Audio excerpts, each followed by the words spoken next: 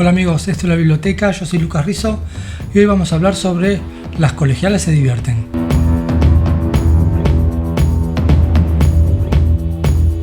Bueno, y si te gusta este canal y querés apoyar para que todas las semanas siga viendo videos, si querés y podés, voy a dejar mi alias de Mercado Pago para el que quiera ayudar, serán muy agradecidos. Bueno, vamos con el video.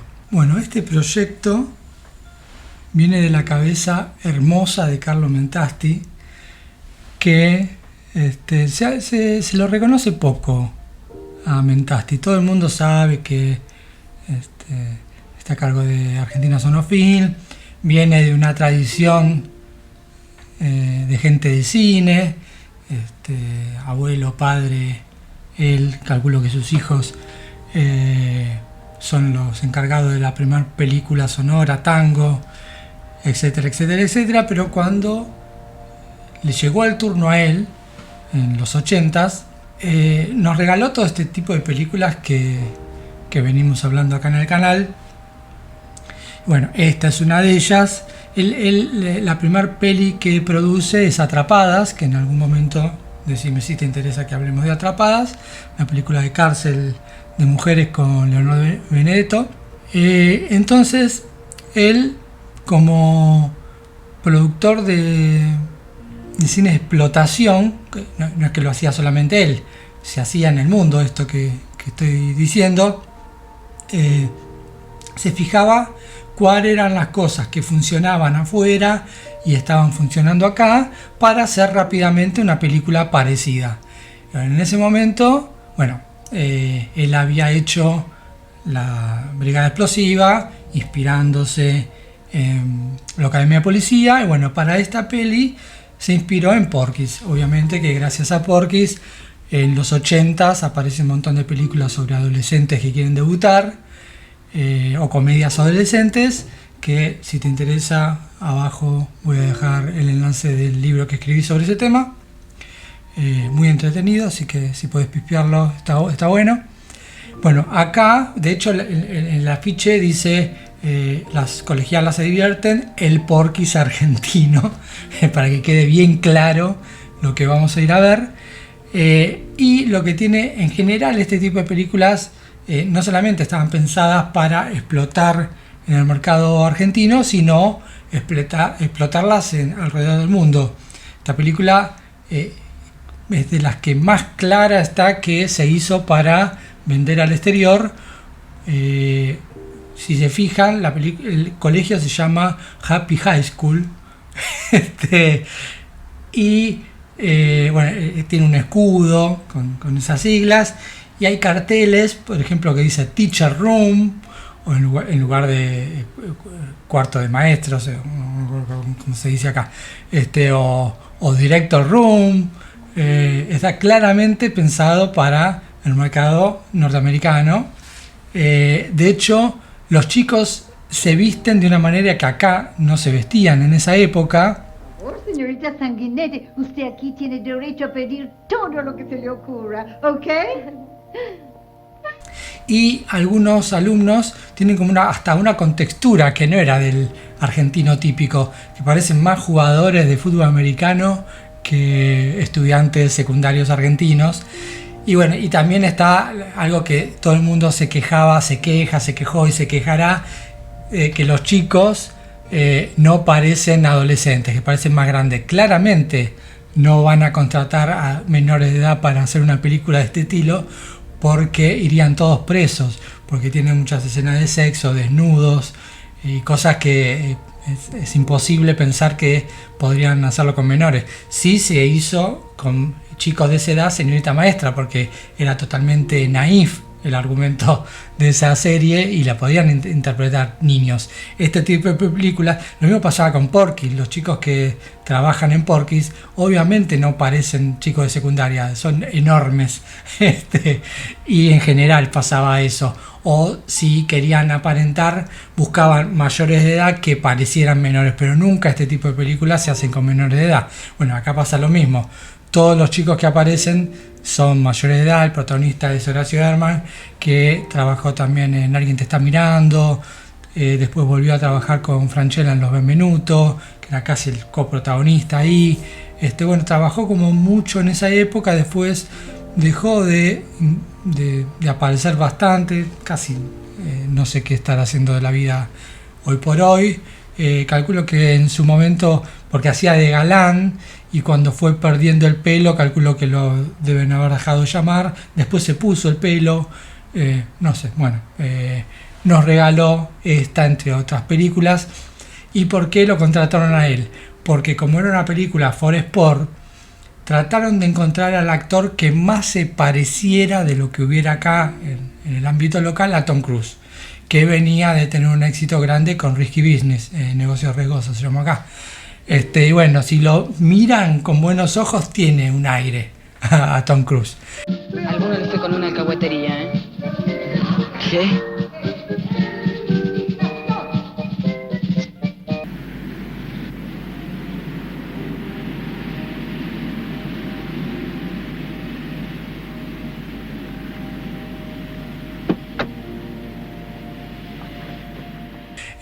Después, otra cosa que pasaba en esa época era que no es como ahora que se armaban castings, se hacía para la televisión. Para el cine no existía esto de grandes castings, ¿no? O castineras para agarrar actores desconocidos. En general lo que se hacía era contratar a gente que estuviera vinculada de alguna manera a la productora o a gente de la película. Acá trabajan un montón de hijos de famosos, como solía pasar en el cine nacional, sobre todo en las comedias de esa época. Trabaja el hijo de Minguito, Gabriel Altavista. Trabaja la hija de Federico Lupi, Marcela Lupi. Trabaja Paola Papini, la hija de María Angélica Bisutti. Bueno, también una cosa muy, muy simpática es que hace su primer aparición pública Diego Díaz, haciendo un bolo, bueno, ni siquiera bolo, era un extra en el aula, era uno de los chicos del fondo que siempre aparece como riéndose de los chistes que hacían los protagonistas.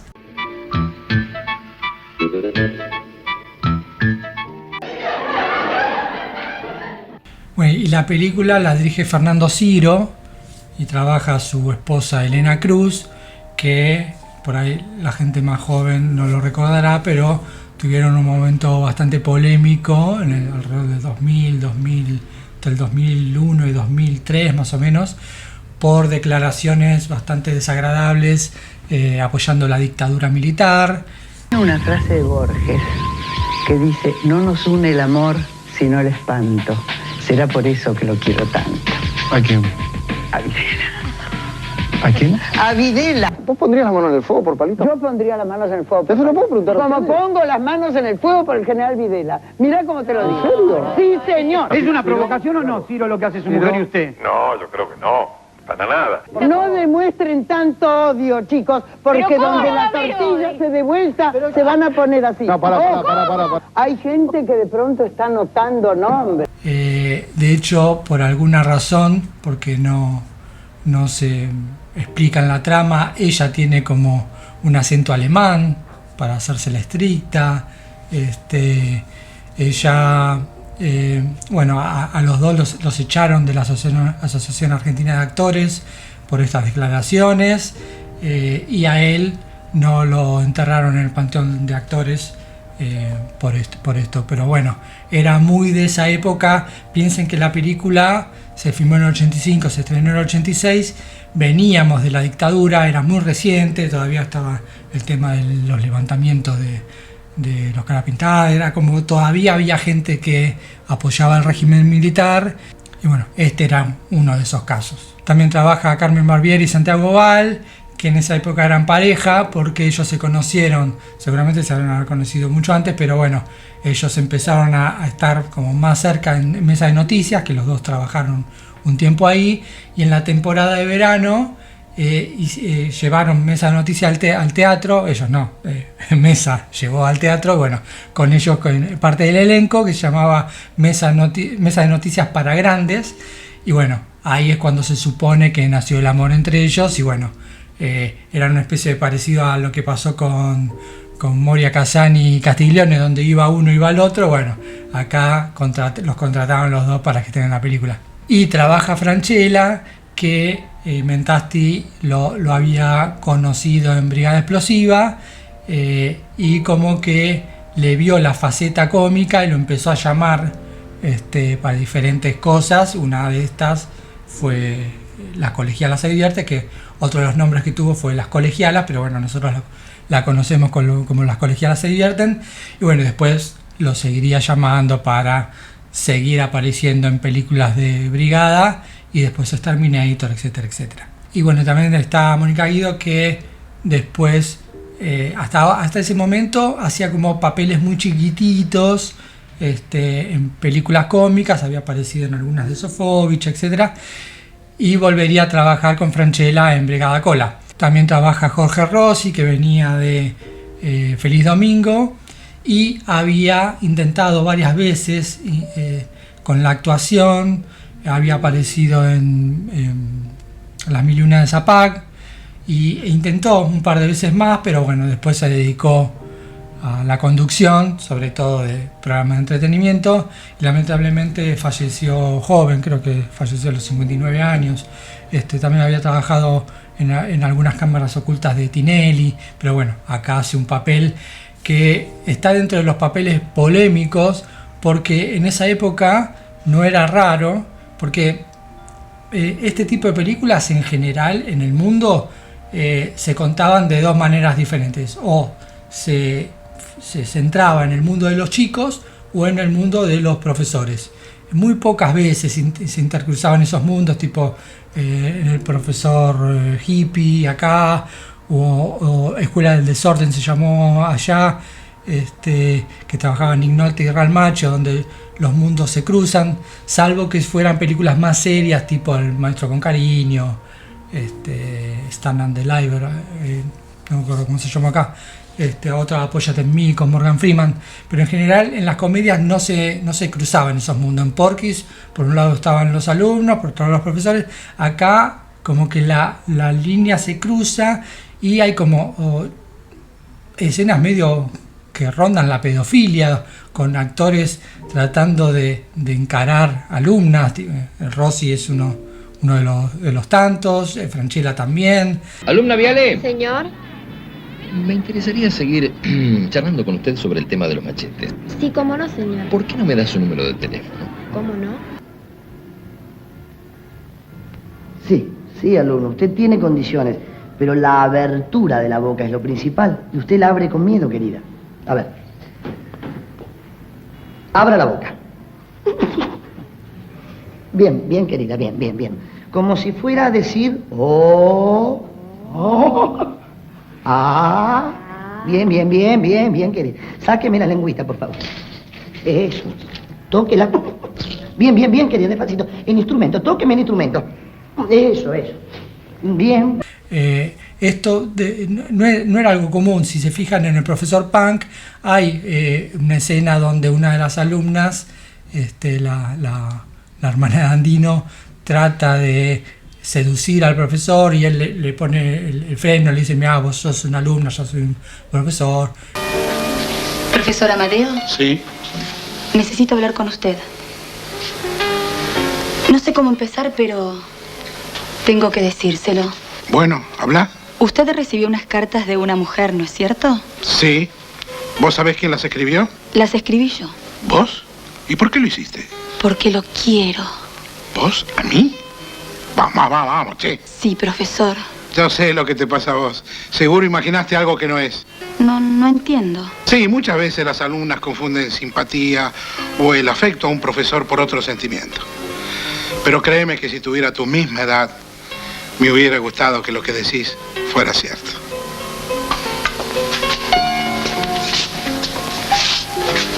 Acá los profesores las miran a los alumnos en tetas, le piden el teléfono para salir. Es un quilombo que no sé cómo le habrá ido afuera. Donde sí le fue bien a esta película fue en Alemania, que se estrenó con el nombre de Tutti Frutti in der High School. Que le fue bastante bien.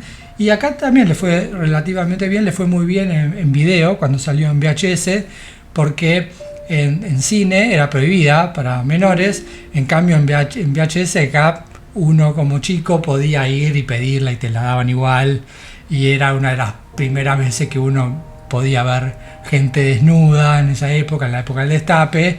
No era tan frecuente como ahora. Hoy cualquiera ve gente desnuda y teniendo relaciones, se mete en internet y encuentra lo que quiere. En esa época era muy difícil conseguir revistitas con el celofán negro, era muy complicado, y bueno, y que te dieran esta peli para un adolescente era tocar el cielo con las manos.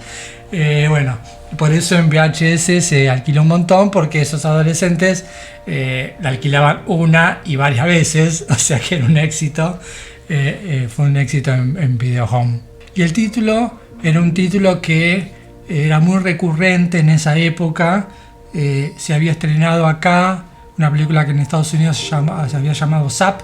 Acá se estrenó como Los estudiantes se divierten, por eso las colegialas se divierten. Acá se hizo Los colimbas se divierten, que había funcionado para Aries.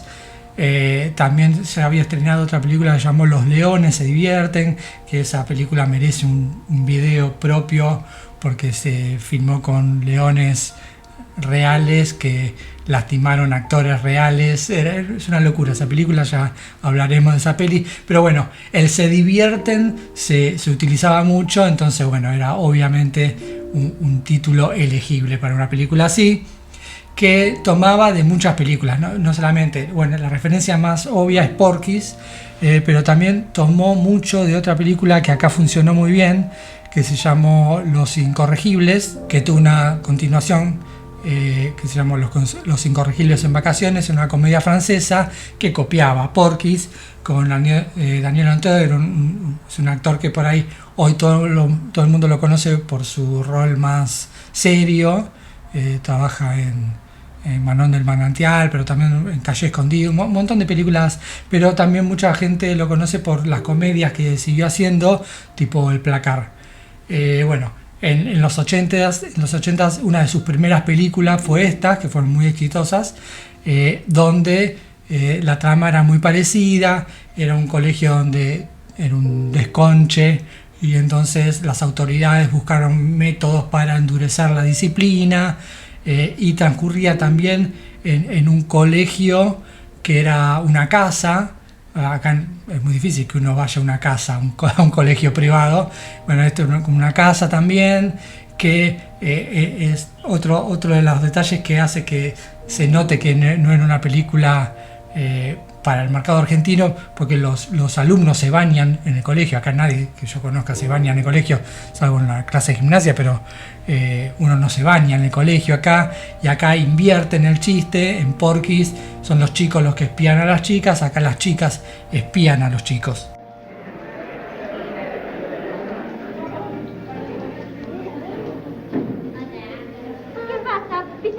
Y el guion es de José de Mileni, el que había hecho varias pelis para Porcelio Olmedo. Había hecho la de los Fierecillos, también Los Reyes del Sablazo. Después haría para Sonofilm Las Aventuras del Extraterrestre.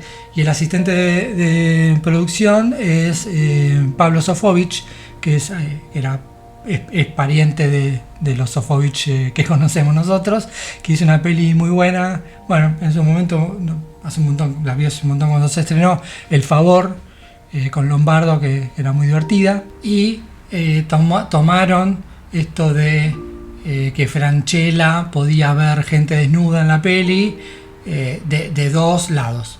El más cercano, que calculo que es de donde lo sacaron, es de Mesa de Noticias, que la nata tenía los Trasnuden, que podía ver gente desnuda con esos anteojos, que en realidad eso venía de una película de Rush Meyer, The Immoral Mr. T, donde una persona también puede ver gente desnuda. Es una película de década del 50, pero calculo que la referencia más cercana era Mesa de Noticias. Y dentro de las cosas que se tomaron, porque para esta peli se tomaron de muchas pelis, se tomó un poco de Risky Business, la relación del protagonista con Susana Traverso, que seguía en su rol de femme fatale, pero también eso está sacado de una película llamada Lecciones Privadas, Private Lesson, donde actuaba la protagonista de Manuel, donde la profesora y el alumno tenían como hoy estaría totalmente juzgado, pero en esa época se podían contar ese tipo de historias. Eso es todo por hoy, espero que te haya gustado el video. Si te gustó, por favor dale un like, suscríbete al canal, dale a la campanita, así te avisa cuando sale el próximo video, si sos de ver estos videos, así no te perdés ninguno. Y bueno, como te digo siempre, nos vemos en la próxima.